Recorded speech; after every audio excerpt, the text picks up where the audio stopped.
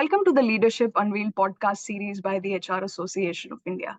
The series explores the minds and journeys of the pioneering leaders, entrepreneurs making waves in the business world.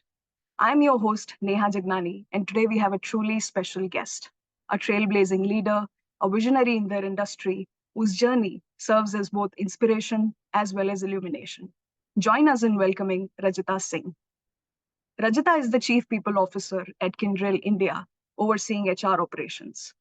Formerly leading HR at Broadridge Financial Solutions India, she played a pivotal role in enhancing the company's brand as an employer of choice. Rajita is the youngest convener of the CII HR-IR Panel for the state and is actively engaged in NASSCOM.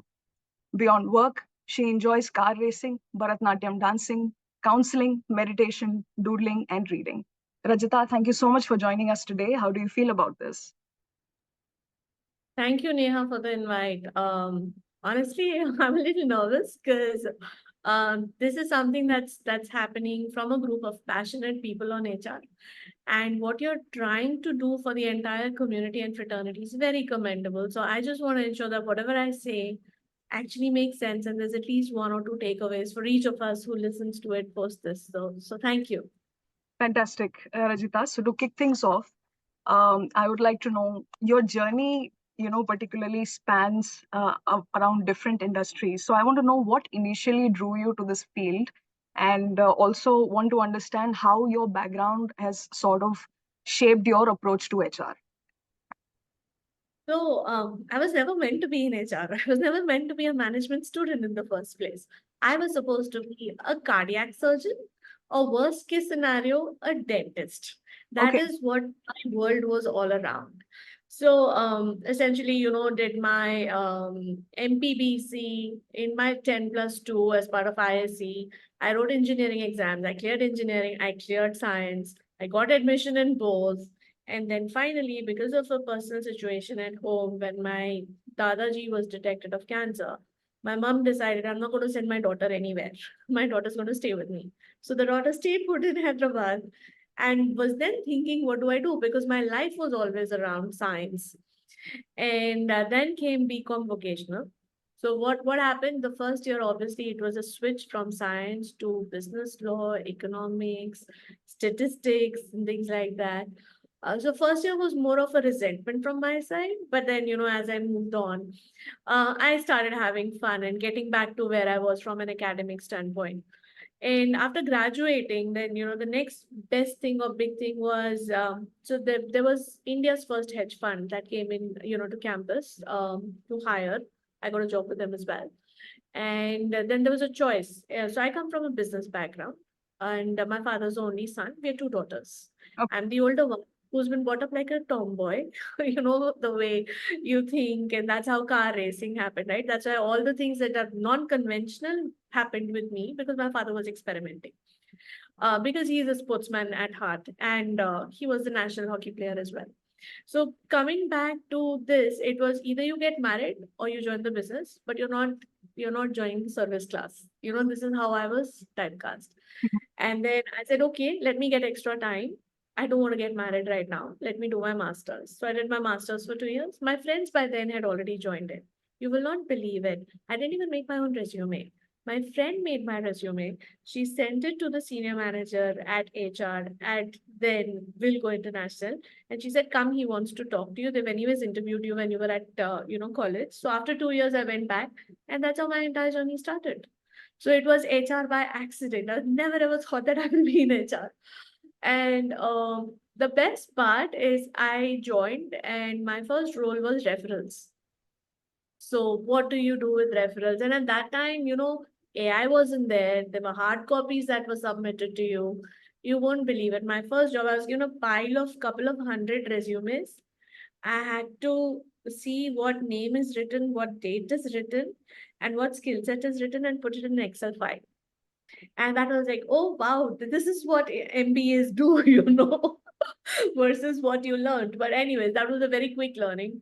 So moved on from that, took on campus. I think for me, the journey in HR has always been, I like challenges and I get bored very quickly. So I need to be humored by myself. So I went back, to my then seniors. I said, okay, campus is done. Give me something else. Chal, theek hai, take L&D, take outbound learning, figure out how it works. Okay, fine. I'm done with that. Chal, theek hai, do, flexible benefits as part of payroll. Okay, now that you understand that, do payroll. Okay, I understood payroll. Now move to performance management. So every, few months in a year, I also want to say that, my ecosystem has been very, very supportive.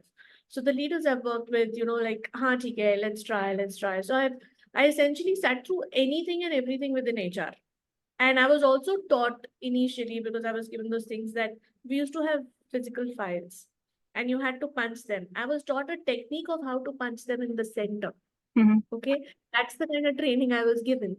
And I was told no job is a big job or a small job. Right. As long as you like what you're doing and you're learning something out of it, it will always come handy. So from that to solving procurement, how does procurement work? And these are all, nice to have projects. How do you do invoices? What are the typical kind of contracts that happen, et cetera, et cetera. And that's when, then we'll go ahead and become ADP. And from ADP, the brokerage wing became Broadridge. So I moved in as the head of HR at the age of 25, 26. So that's how HR happened. And I also have to say it was not easy because I didn't have years of experience before I became the head of HR in India. And there were lots and lots of learnings of interpersonal skills. How do you handle leaders? How do you handle people who are in their 50s and late 50s who you're working with and you're just 20 something? So it was good fun. At that time when nobody was talking about multi-generational workforce, by the way. Right. Anyway, so that's my journey. Fantastic. That's truly intriguing, Rajita, from your aspirations to go into a totally different career, to landing in HR, to have a learning mindset, to be able to do many things in a 6 months, 7 months time. It's truly intriguing. Thank you so much, Rajita. My next question is with respect to employee engagement.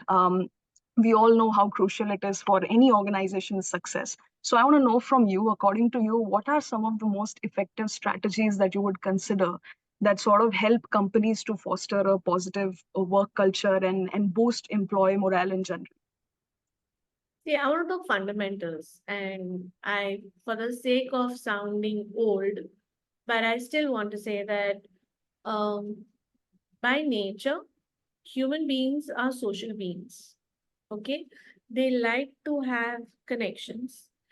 They like to have relationships within their ecosystem around and a good network across. So when you bring people together in an organizational setup, they obviously establish social bonds based on their areas of interest, based on teams, based on intellect, but there are several factors that are involved in it. And if I look at what would I like to call it, engagement at workplace, it is very simple. There are only three things that people want at work. Are you transparent and communicating openly with me? Do I have a sense of belonging, that I actually belong in this workplace? I enjoy my work. I'm contributing to my work. And then is, do I have pride?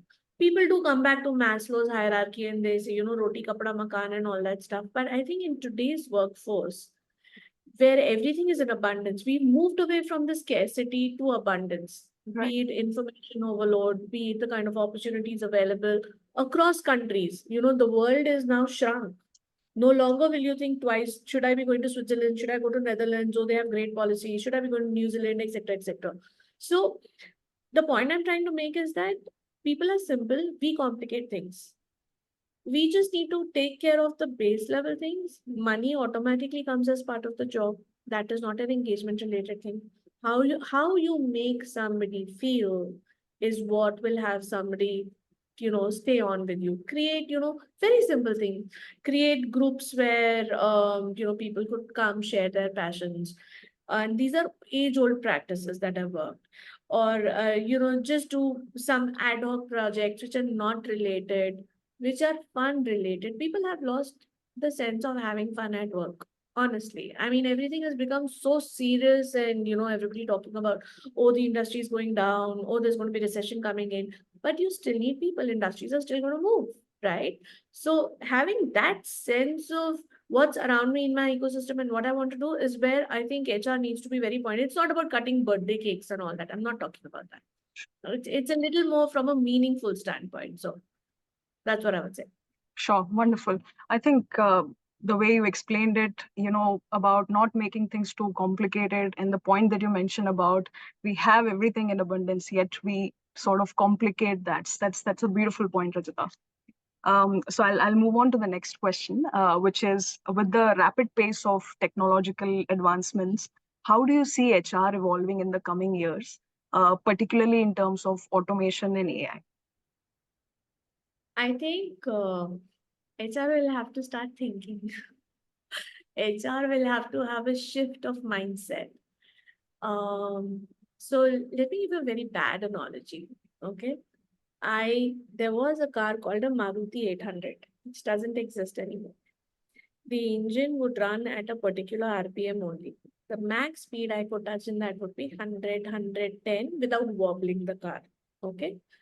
And then now is the age where you have EVs, you have hybrid, and you have SUVs, wherein you could zip to 100 as a matter of fraction of seconds. Right. Okay. Now, and I may not be popular with what I say, HR has become very comfortable in the Maruti 800 style of operation. Okay. And when you look at large scale companies where you don't necessarily have, where you're trying to be lean on the HR front, that ability, other than redirecting questions and ensuring that people have, that ability to think on how to engage at a strategic level is lacking. Mhm. So we essentially need to bring ourselves up to speed with what's happening in the world and why. Give you a very simple example.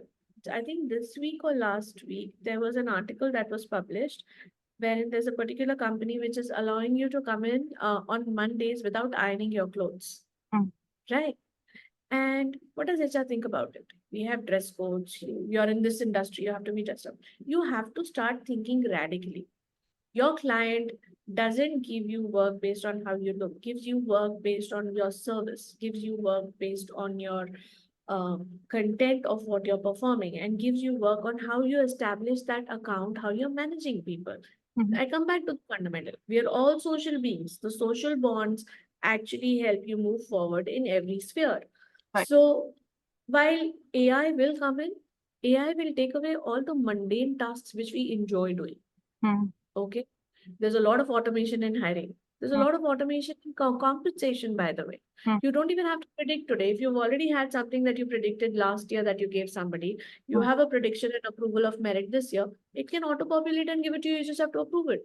Mm. You don't need HR sitting and discussing, oh, nahi, iska rating aisa tha, this correlation with that. All of that is gone and, it's done and dusted. So how do you remain relevant? How do you look at further developing talent? That human aspect of this is, I can have everything of a record. Like, for example, Neha, I know about you, okay? I know your performance the last 10 years. I know what you did in your acads. I know what your areas of interest are. I know what the merit increases are. If I'm supposed to come back with a career track for you, and I also have, the job families, etc., attached, I'm going to talk to you from a human aspect and also know, what are your other interests, and then link everything in and say, Neha, this is what I think 3 years down the line. What do you think? Let's start working together. Let's have mentoring. Let's do coaching from this industry, Mm. etc., etc. Mm. So that's where HR needs to come in. Mhm. And that's where, HR also needs to adapt itself and change a bit. But AI is here to help. AI is not here to take away jobs. I agree, it will take away jobs which are very menial and very tactical in nature, which is why I'm saying upskilling ourselves to the next is what's going to be important. That's evolution. That's the only way I think we all can evolve, by upskilling ourselves and Absolutely. keeping up with the pace of the advancements. So, Yeah. Rajita, it's truly insightful. Now, I want to know, outside of your personal, professional life, Rajita, what are some of the things or activities that you're passionate about? Just to get an insight to about your a little bit personal side of yours. So you already listed some of them. I was a trained classical Bharatnatyam dancer. I stopped performing a couple of years back. I was into racing. I was a state champion. Um, I don't race formally right now Mm. because my work doesn't allow me to. You can always come back and say, but that's professional, this is personal. For me, there's only one life. There's nothing called personal and professional compartmentalization. I have 24 hours in a day. I Mm. have to choose what's important for me. Right. So for me, having a peaceful, stress-free life is my priority at this phase that I am in. Mm. So how do I handle that? There's meditation, there's Path Puja, there's Satsang, there's Kirtan. I do all of that on a regular basis. That's been happening for the last 30 years, 30 plus years. So there is consistency on that. Right. Then in my free time, I like shopping. In my free time, I like listening to music. I have lists, okay, for different moods and genres. I don't pick up lists that Spotify gives me or that, iMusic would give me. I would create my own. While I appreciate AI, it doesn't know what I'm thinking. So I need to do my own thing. I have started doing a lot of writing. And as part of PhD, I got into this mode along with a couple of friends of publishing case studies. Two of our case studies are published with Harvard case publishing. One just got published on a controversial topic in an A-star journal. So we've been doing a lot of that. So the free time gets into things like this, and of course, a lot of fun activities like pottery, painting with my nephew is my latest hobby. So this is what we made recently. Okay. So the pink is the elephant and the yellow is the lion. And then there is a sun which just wants to rotate the other way around and not the regular. So I have a lot of his paintings lined up over here. So we do a lot of work together on that. So Right. that's what keeps me Right. having fun on me. Okay. So my last question for today, Rajita, is what's a mantra that you have, or a piece of advice maybe that you live by, either professionally or personally? What are some of the things that you follow in general? So this one thing has come in from my mom. And this has been very consistent for me. And of course, it's not her own. It's come from, the Bhagavad Gita. I call it the DSD because I like to sound cool. D stands for Dharam. Mhm. That is your duty right. Okay. You There was a part of your duty. It could be duty as a daughter, duty as a sister, duty as a wife, duty as a daughter-in-law, Mhm. and duty as being you to your friends. Just do it 100% right. Mhm. The second is sahas. Sahas means courage. Okay. So if you have the conviction that what you're doing is right, you have to stand up for yourself. Expecting somebody else to stand up for you is not going to happen. And that, in my personal story, is that I'm termed as a rebel because I stood up for myself on several occasions and I continue to stand up. So, having the courage that what I'm doing is right and what I think I need to do, I will stand by it is what's important. Right. The last is D stands for Dhairya. Mhm. Dhairya is patience. I so obviously you will say she's into speeding, she has no patience. That is true. I had no patience. And that's why it was my life mantra that I have to learn how to get patience in my life. Right. My mother, on a very lighter note, has so much patience that दुनिया में कुछ भी हो जाए, she'll say कोई बात नहीं बेटा. You'll not believe it. I have stored her name as Koi Baat Nahi on my phone because for her, it is everything is Koi Baat Nahi. And the second Yeah. most person who is the most patient, who's had a lot of influence in my upbringing, is my Masi. And for her, everybody's good. They react in a particular way because you can't necessarily understand what you're going through. So you need to be nice. And to that my counter is Krishna Bhagwan also says कि जो अधर्म का साथ देता है वो अधर्मी होता है. So I go back to them on that. That's why you need to have the patience, but only to a particular level. Yes. And the third latest entrant in my life who's taught me patience is my husband. He's the one who balances between the two of us. So it's very for me, this life mantra is something that I'm working on. I did not have patience at all as I was growing up, but the last 10 years, 15 years, I've been transitioning on to having a lot more patience. So that's something that'll make things a lot more clearer in life. Wonderful. So this brings us to the end, Rajita. Thank you so much for generously sharing your perspectives and insights. And I personally had an honor of hosting you today. It was lovely interacting with you, and I'm sure our audience will greatly benefit from the insights that you shared. So thank you so much. Thank you, Neha. Thanks a lot. Thank you. Rajita, I'll just have a quick note to our listeners. Thank you so much for tuning into this podcast. If you enjoyed today's conversation, do not forget to subscribe and leave a review. Till we meet next time, keep inspiring and innovated.